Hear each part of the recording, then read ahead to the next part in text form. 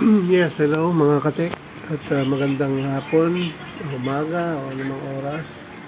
Ayan, meron sa ating dinalang desktop. Ito siya, no? Bali, ito ngayon ang lumalabas sa kanya, no? Ngayon, troubleshoot ko na to. May problema ang kanyang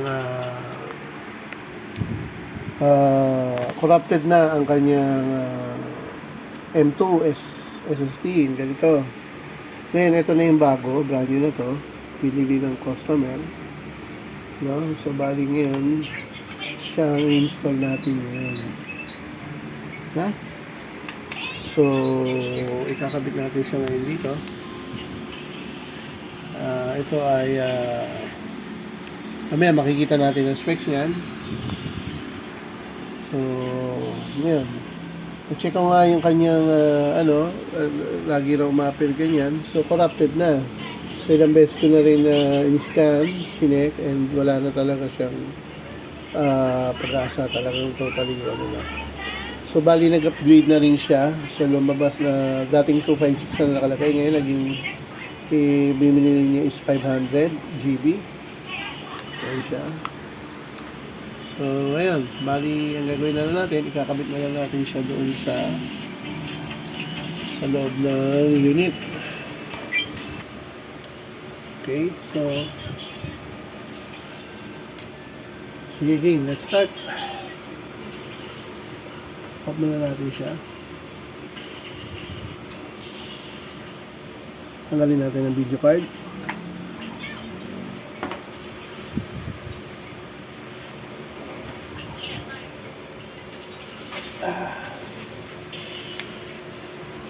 Lagyan muna natin sa laman. Ang magnet.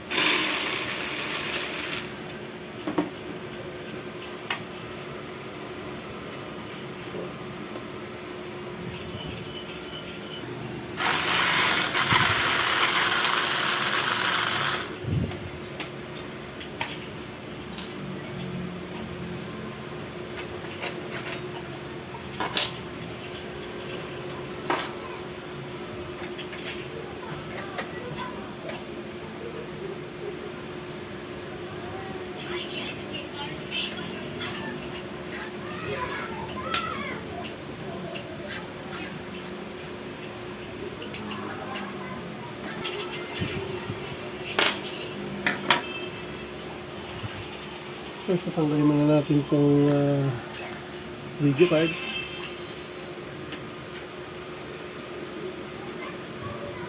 Ito lang tayo.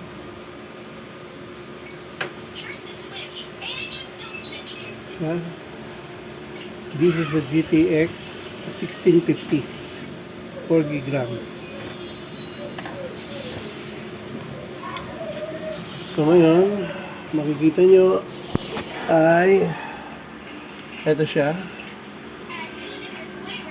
Ito.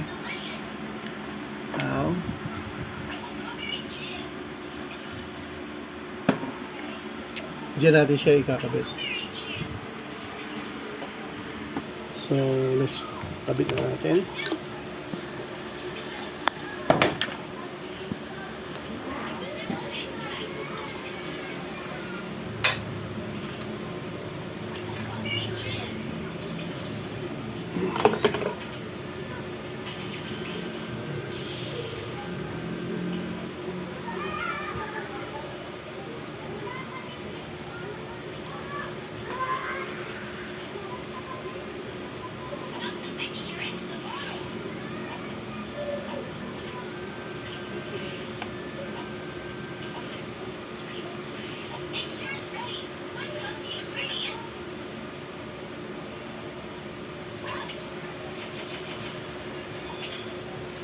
Bugaan muna natin siya konti.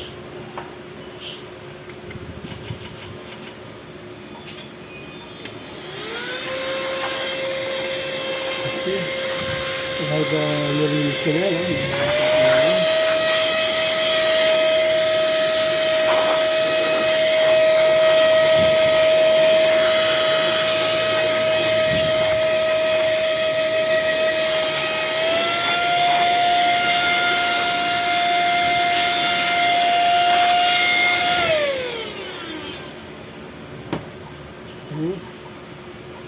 So, nakabit na natin ang M2, MVMe. And then, balik natin ngayon ito. Ano. Kasi, nakaharang siya eh. Patak, ito yung GPU niya. So, nakaharang. Nung unang na-troubleshoot ko nga, akala ko hard drive lang. Yung pala, meron pala siyang M2. Nakukubera ng GPU. Yan, nakukubera siya. So, kakabit na natin. Actually, nalinis ko na yung GPU niya kagabi. So, kabit na lang natin yung mga screws.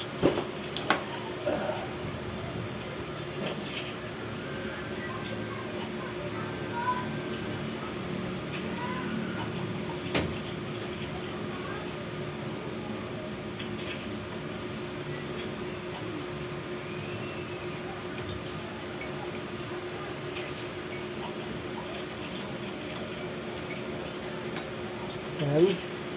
Pasensya na kayo kung ano, wala pa ako masyadong gamit sa aking camera lang tayo at saka cellphone.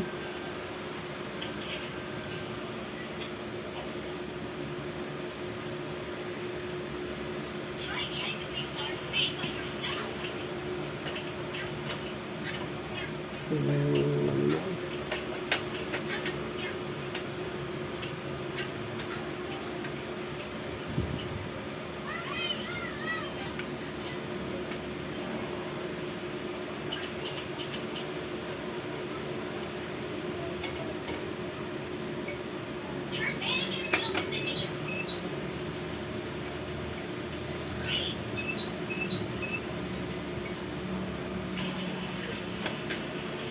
Ayan, cover na siya. Putak ng GPU. And let's test it. Huwag muna natin kabit yung salamin kasi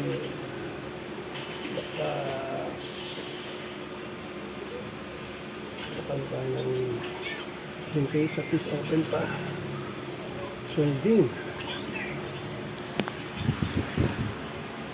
Ano siya?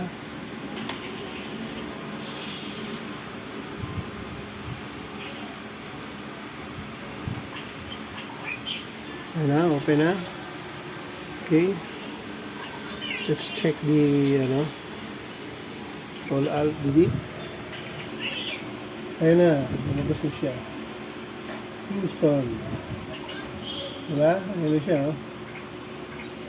Although kanina, wala siya. Ayan, okay. So, start na tayo dito. Sa SAP USB. Ayan na. So, ayan na. Reformatting na tayo.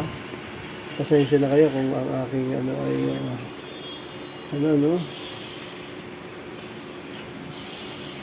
So, habang hinihintay natin siya mag-load, ikakabit na muna natin ang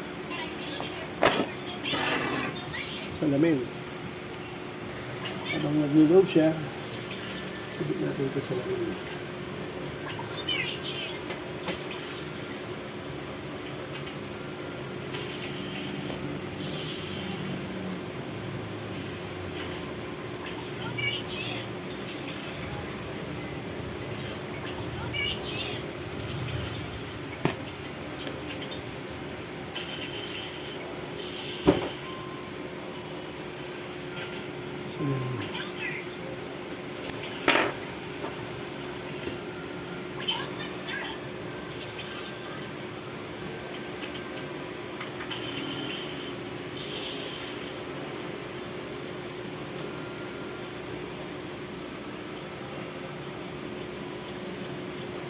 Set up na natin.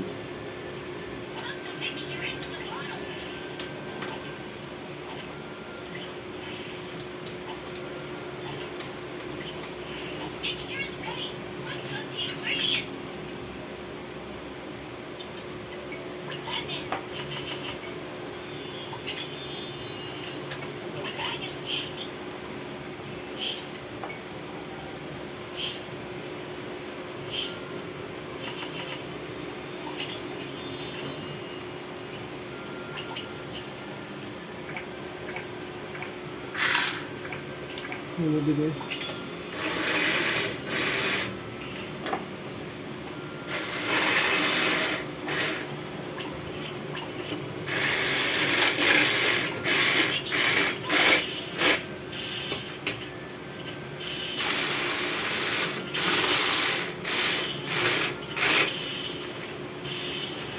Okay.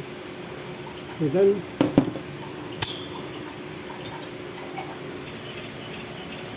Yan. Okay. So, bali kasi ang resolution kasi nito. Oh. Ayan, no? So, bali kasi ang resolution nito ay tawag nito 1090. 1920 by 1080. Bali, 1080p na siya. So, ngayon, mag-install tayo ngayon ng bagong OS. So, set new version. So, kailangan yata natin kailangan muna natin linisin yung ano niya kasi baka mahirap na. Bakit dito na? Dali nang gawin ng paraan. So, ayun na. So, let's start. Install. I agree. And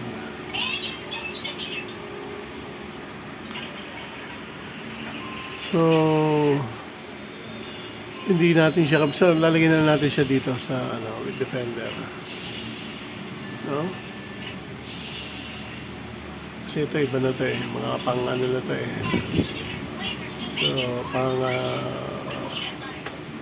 advanced user. So dito na tayo sa super light na and sensya na medyo accept.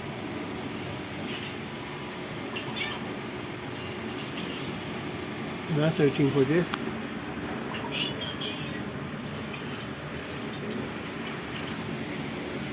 Ayan na siya. Ito yung unallocated. And ito yung So, start muna tayo kasi na para ma-check natin yung status ng hard drive.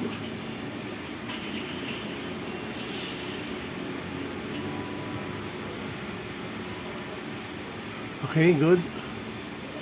So, unahin muna natin itong play tayo ng partition. Apply. Oh.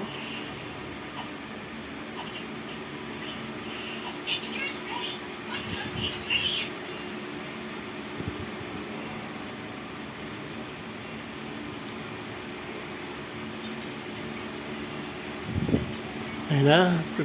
Prepare na siya. And then sa second naman na partition, yung ito.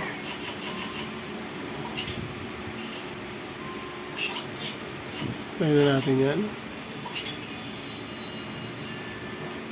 Yung 0. Yun yung HDD. Yung 465, yun yung 500 gig niya. So nagkaroon siya ng reserve. At saka system. So talaga siya. Hindi may iwasan talaga yung may reserve. Ito palibasa ito ay system, so meron siyang reserve. Yan, yung itong disk 1, yan yung niya ito. So meron siyang system, may reserve, at saka yung pinaka main na pag-install natin ng OS. Ngayon, ito naman yung reserve ng Usually kasi hindi ginagamit kasi ginamit mong isang hard drive. Halimbawa, katulad nito, 1 tera. Yung disk 0, kung mapapansin mo, disk 0, 1 tera yan. Ngayon, hindi mo actually pag yan ni-reformat mo or in-install mo sa isang OS na ganito, sa desktop, ang mangyayari niyan kasi magkakaroon siya magliliban siya ng at least mga 1% or 0.5 or 0.10% something, basta ganyan. Mag-iiwan siya ng ganyan reserve para in case na mga information regarding dun sa hard drive na yan. So, kaya nagkakaroon na ngayon. Ngayon, ito naman sa kabisa, yung disk 1 naman, ito yung kinabit nating bago, yung binili nila na NVMe.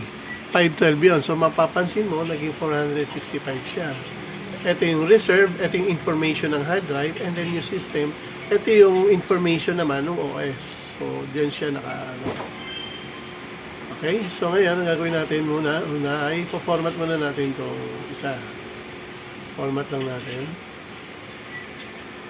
Diyan na rin natin malalaman kung stable ang kanyang ang hard drive.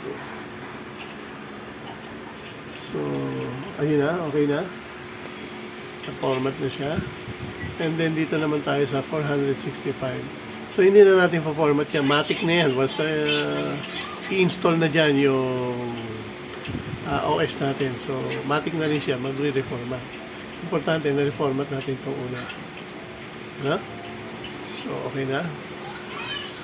Let's go. Start. 460. Then, install. Ayun na ngayon siya. Ayun, install na yun tayo. Go. Ayun na. So, it would take time. Actually, ang installation naman ito, mabilis.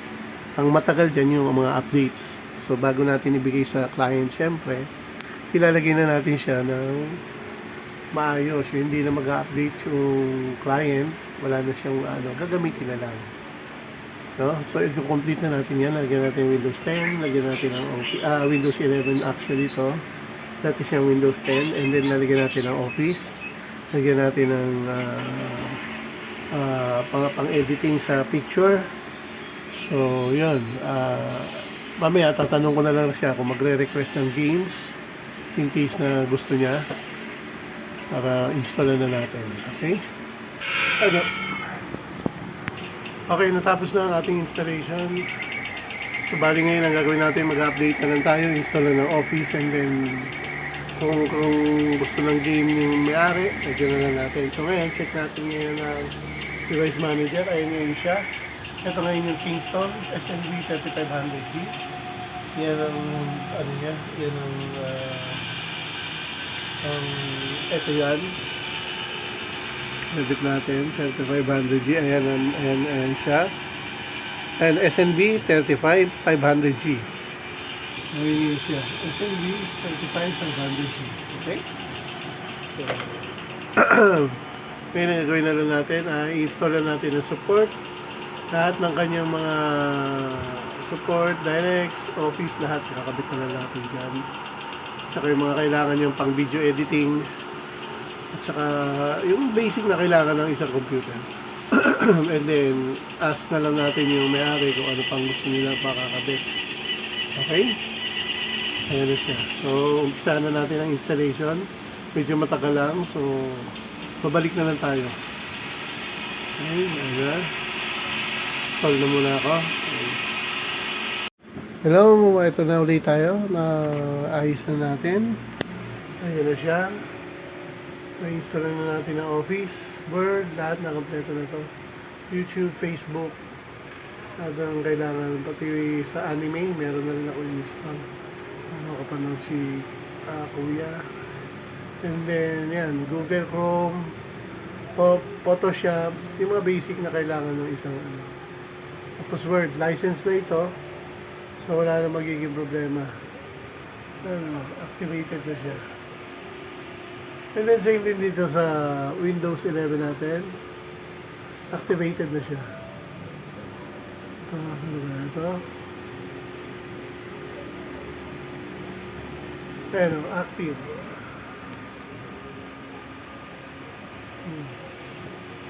Ito ano na to. Okay na siya. So, ito yung naka-automatic ng update.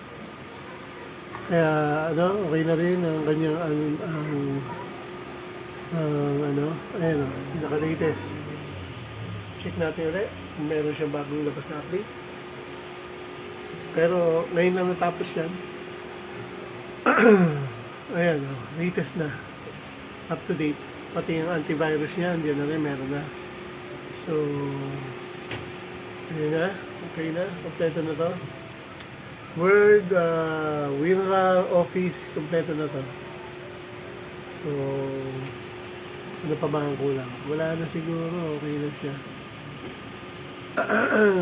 So, tapos yun nga, dalawang drive. Ito yung isang drive. Naka-automatic backup na lahat yan. So, every time na magda-download siya, magsisave sa pictures, sa documents, matik yan, nasa drive din na. And then, ito naman yung kabilang drive niya. So, yan. Ano pa ba? Wala na siguro ako may explain, kundi ang ano na lang, specs niya. Bali, ito pala ang kanyang specs. Kanina kasi, nagtataka ako, tinatest ko siya sa motherboard and walang lumalabas na video. So, kailangan talaga siya ng video card para Yung pala, malaman ko na siya pala ay Ryzen 3600. No? 30 Ryzen 5 3500 6 core. So, DDR4 naman siya, 2133 ang speed. And then, ito ngayon yung mga hard drive niya. Ito ngayon yung GPU niya, GTX 1650. So, medyo low-dated na rin yung kanyang CPU, no? Kasi 3500, 6 core siya. At hindi siya G. No? Pero okay na rin. At, mabilis naman siya. Mabilis naman. Kaya lang, ano lang to, middle gaming lang to PC. So, pwede to sa mga middle game PC.